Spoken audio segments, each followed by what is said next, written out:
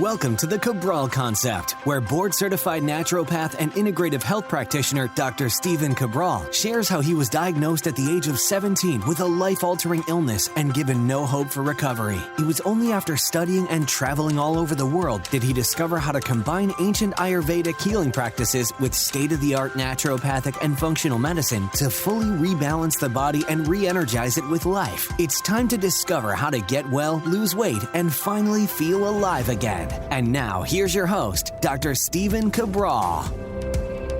Hey everyone, welcome back. We're here today on one of my favorite shows of the week. When I'm able to do one, I always get a little bit more excited, and that is one of our Training Thursday episodes. So today is episode 2057. If you go to stephencabral.com/2057, any links that I talk about there will be linked up in the show notes. But today I want to share with you, this is a play off of Monday's show. Hopefully you tuned into episode 2054, which talks about the remaining 12 weeks in the year. Believe it or not, there's only 12 weeks left to accomplish any goal that we've set for ourselves. So one of the goals that I've set for myself, I have goals in career, I have goals for relationships in my family, I've got goals for health, I've got goals for body transformation, and I have goals, of course, for overall spirituality and my purpose here on this earth. So here's the thing. One of the goals that I set for myself was something I haven't done now in over a decade. I shared with you on that Monday episode how my wife was basically laughing at me because she has seen me over the last week weighing myself each night. So that's when I do a little weigh, and I keep the scale right beside my bed. It's just one of the scales that I recommend before. Great little scale to be able to use. And am I, that's obsessed with it? No. But one of the things that I shared on the Monday show is that you need to be in it to win it, right? You need to be focused on whatever it is your goal is. You need to remind yourself every single day, this is my goal, this is my goal. So when I wake up out of bed, I see the scale there, and I'm going to get to why that scale's there in a moment. And then when I go to bed, the scale's there as well. My mind is just on it. It's anchored before and at the end of the day. Now, of course, this is not appropriate to use with anyone with disordered eating or is looking at the scale as something negative. So I totally understand that. And I have personally worked with hundreds, if not thousands of women that, and men, I shouldn't say women, many men too, with previous anabolic steroid use as well, that I don't believe that weigh-ins are that good for that individual. But that's why we always talk about bioindividuality. And today I'm here to share with you one of my goals. So why was my wife laughing at me when I was weighing myself is that I've set a goal for myself, something I haven't done for at least 10 years. And that is to put on a little bit more muscle. Now, there's no reason, I want you to understand this, there's no reason that anybody needs to put on more muscle, unless you're a professional athlete or you're doing this for a very specific reason, or you're underweight. And then that makes a reason. But for me, it's a goal. It is now the fall. My girls went back to school. I am looking to get back into a great workout program. But I want a reason for this brand new workout program. I want a reason to write myself a new program. I write my programs. I've been writing my own programs now for over 20 years. Many of you who know my journey know that I started out at 18 years old as a certified personal trainer, then a strength and conditioning specialist, and so on and so forth, before moving into integrative health and functional medicine and naturopathy. But anyway, it's something I love to do. I've always worked out. I've always exercised. And it goes back to when I was very sick on the inside and my body was falling apart and no doctor could figure out what was wrong with me. What I was always able to lean on, sometimes too much, was working out at the gym. Because it gave me a sense of I'm not able to change my insides, but I can change the outside. And that mattered a lot to me. And I also had a great workout partner in college. And he doesn't even know it, but really his friendship and being able to go to the gym with him essentially Monday through Friday, and we even went sometimes on the weekend, it meant a lot. It really meant a lot during those times where I never shared my health issues with anyone in college. No one really knew at all. But being able to go to the gym, again, it meant a lot. So anyway, I've always loved the gym. I've always loved exercising. Now I exercise by myself. I exercise alone. I put in my headphones and I'm listening to a podcast or something that I enjoy. But I typically, I work out. I enjoy working out. I exercise, but I haven't had a specific goal. So that means I've always write my own programs, but I haven't done anything like that out of the ordinary, right? I'm just maintaining my weight. So I've said this before, and I'm pretty much an open book. I'm 5'8", and I weigh typically between 164, 167. I stay pretty lean. I don't want to give out always my body fat percentage because it can fluctuate as well. But also people, then they say, well, should I be that body fat percentage? Should be something higher. I don't want you to ever try to achieve what I am looking to do in my life. Your goals might be much better than mine. Your goals might be different than you have a different body type than me, most likely, right? So it might be easier for you to be leaner. It might be harder for you to be leaner. So don't worry about that. Okay. But what I'm looking to do is I am looking to get back to about 172 to 174 pounds. So for me, I'm going to need to gain somewhere about 7 to 8 pounds. I'm going to do this in a very healthy way. I'm going to share with you in 5 steps how I'm going to do it. And I'm going to do it in a very healthy way. Now, keep in mind, when I was in my early 20s, around 22, 23 years old, I set a goal to do natural bodybuilding. I'm not naturally and genetically a very big individual. I have pretty good muscle tone. Again, genetically, I have pretty good muscle tone, so I'm not taking any special credit for that. I do exercise, but I'm on the leaner side. I'm more of that Vata-based body type. I'm more of that hard gainer. So I set a goal, though, back in the day. I'm going to put on as much muscle as I can. I said, I'm going to set a goal for 200 pounds. That seems outrageous, and it's going to take so much effort in order to achieve it. And it's funny because I was talking with a colleague of mine that I just met at a recent trip out in California, and he's about my height. He's probably a little bit naturally like wider, thicker than I am.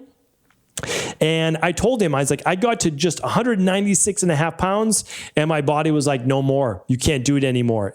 Even at 22, 23, I knew what I was doing was not healthy, but I set a goal for myself and I wanted to put on a lot of muscle. I want to get big arms, big, a big chest, all of those different types of things. Like some, not all, 22-year-olds want to do. But it's funny because the guy I was just chatting with, he was turning 40 and he got up to about 195 pounds, again, about my height. And he was like, no, that's it. And so he's leaning out. He's going to get down to, I think, the low 180s, which for him, again, is fantastic. I will never be there again. And the reason I won't, I'll talk about when I get to my eating patterns and recovery prep patterns. All right. So I'm going to tell you why I'll never get back. Although I could be in great shape in the 180s, I'll never get back there. And there's very specific reasons why.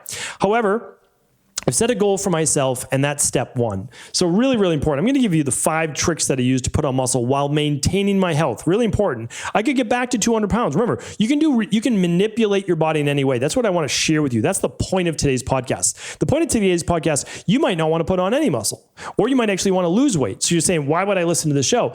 The point of the show is that you can manipulate your body through science however you want, but I want you to do it always in a healthy way. When I weighed about the same weight, 165 pounds, and I wanted to get to 200 pounds, 35 more pounds, how was I going to do that, right? I was going to have to do it differently than I was already doing. I was already lifting the gym. What would I have to do differently? And so I had to do things differently. And so that's why with each one of these 5 tricks, I'm going to give you what I'm doing new that I'm not already doing right now. Because if I was doing it right now, I'd already be at that particular weight. So the first is there. First is this, okay? First is I have to set weekly goals. If your goal is to lose weight or gain weight, you have to have a weekly goal. It can't be a monthly goal because then you let 4 weeks go by. So for me, I need to gain about a half a pound a week, okay? A half a pound to 1 pound a week. I can't gain 1 pound every single week because I also have a goal that I don't want to gain more than 1 to 1.5% more body fat. All right. So let's just say I'm 9% body fat. I don't want to get to 10.5, no more than 10.5. If I'm 10%, I don't want to get to past 11.5. Okay. So I want to gain, yes, you're going to gain a little bit of body fat when trying to put on muscle. And honestly, you should. A lot of people say, oh no, I'm going to stay as lean as possible and put on muscle. You can definitely do that. It's just more challenging because to put on more muscle, you do want to be in a surplus. I could gain more muscle more effectively if I was willing to do a 1-to-1 ratio of muscle to body fat, right? And then you lean out afterwards. But that's not my goal. My goal is I still want to stay lean. I want to stay healthy. I don't want to put on a lot of body fat. So The new thing I'm doing here, though, is a surplus, and I'm going to be talking about that. So my new goal is I need to focus on a surplus in almost every area of the next 4.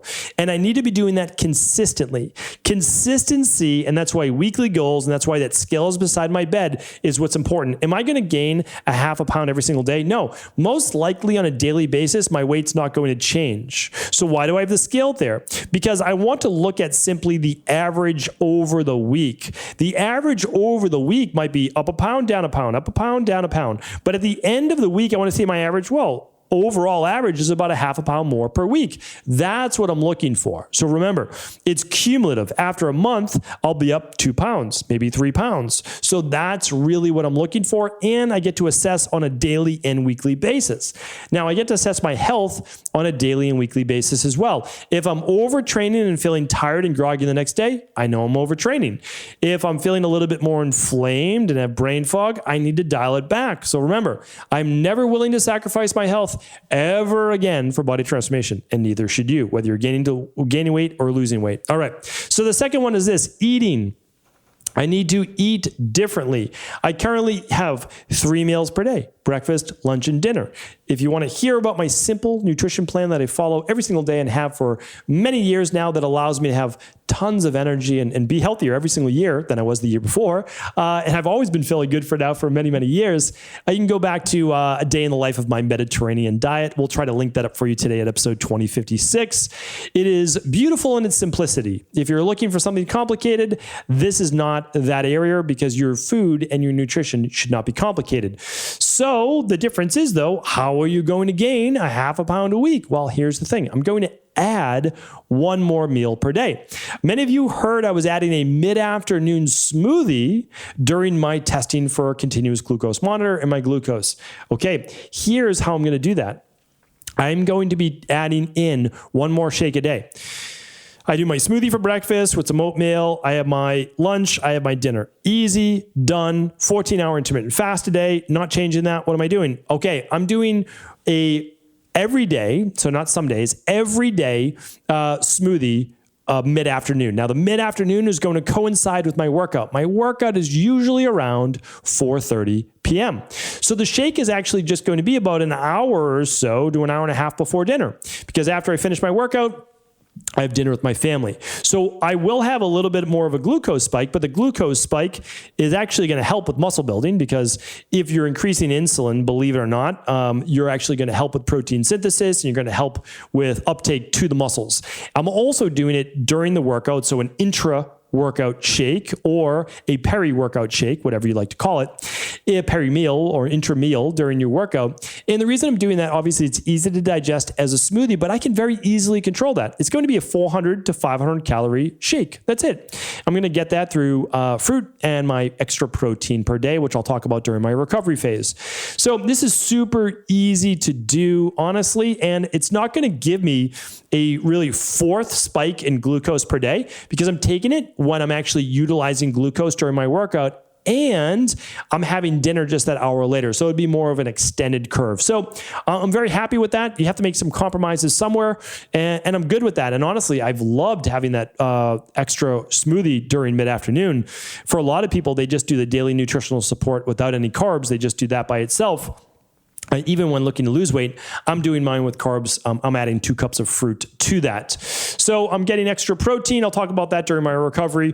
And that is my 1 extra for eating. Everything else is exactly the same. So I can easily control my calories and my macros just by adding 1 smoothie. Super simple.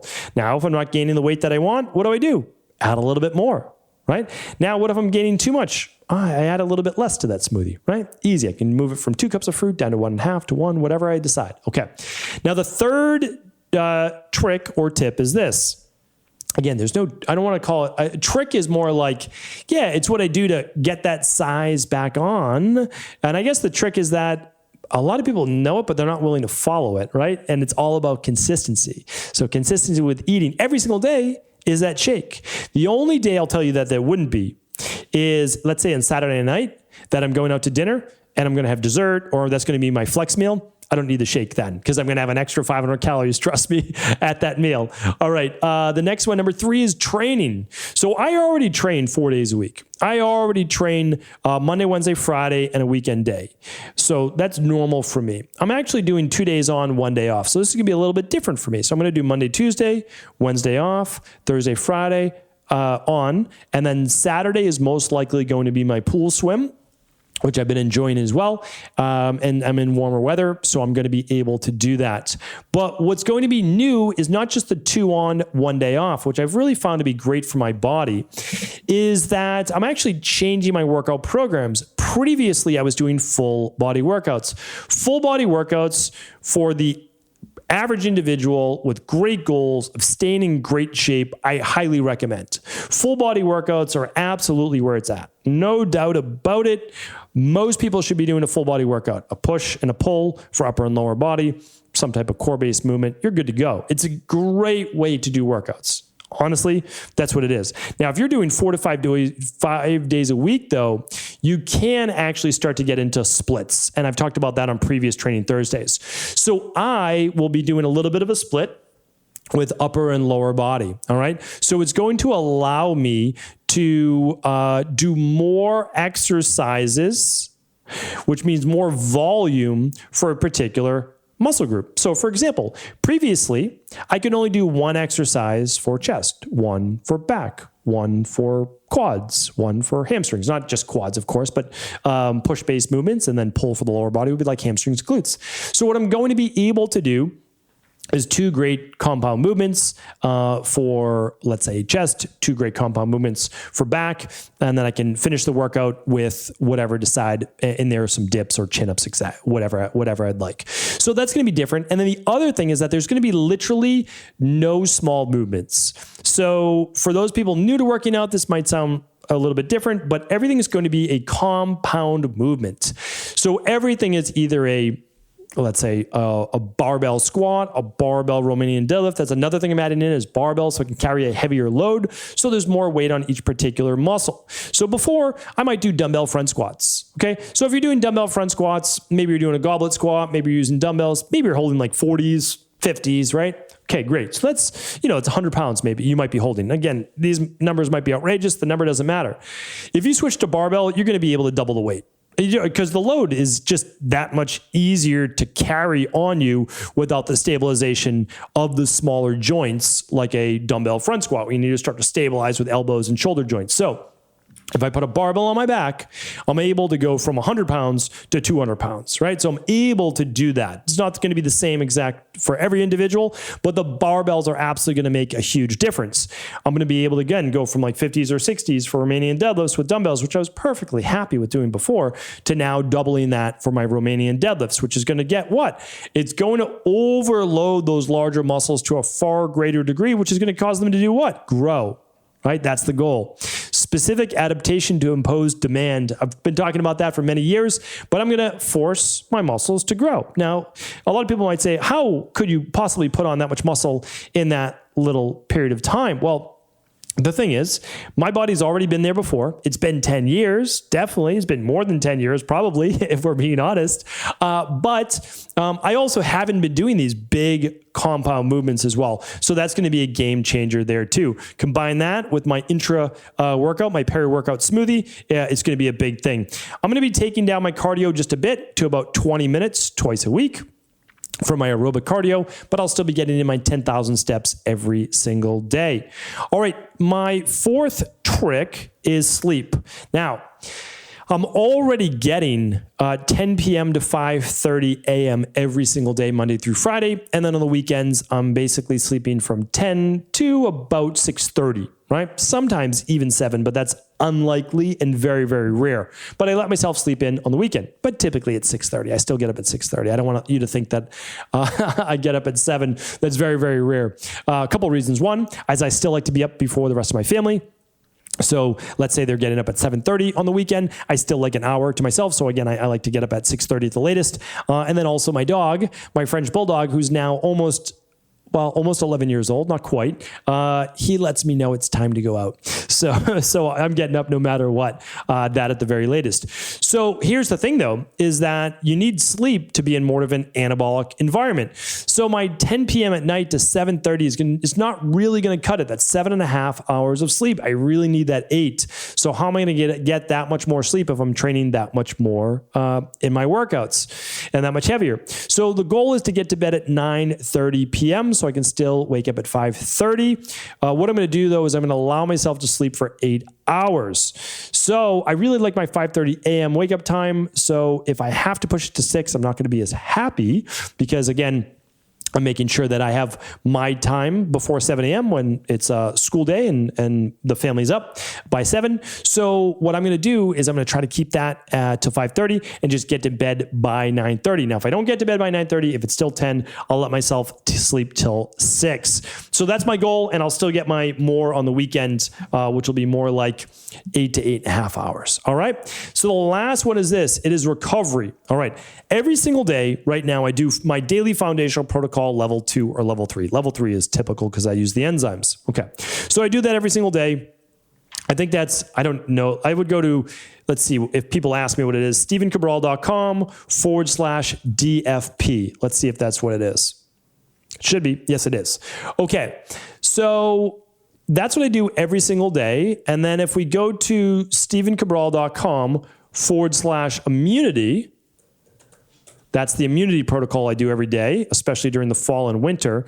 And that's my balanced zinc, my alkalizing vitamin C, and my vitamin D. Okay, that's it. So stevencabral.com/immunity, stevencabral.com/DFP. Why do I say that? Because I can't link those on the show notes page. Anything to do with honestly, health or dis-ease right now, the FDA is really cracking down on, so I can't put any supplement links there. All right. So that's what I do. And then I use a couple anti-aging products that I'll talk about in the future.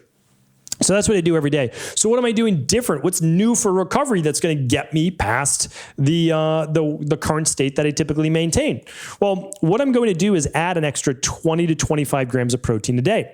Keep in mind, I only do about 80 grams of protein on a daily basis, about 20 at breakfast, 30 at lunch, and 30 at dinner.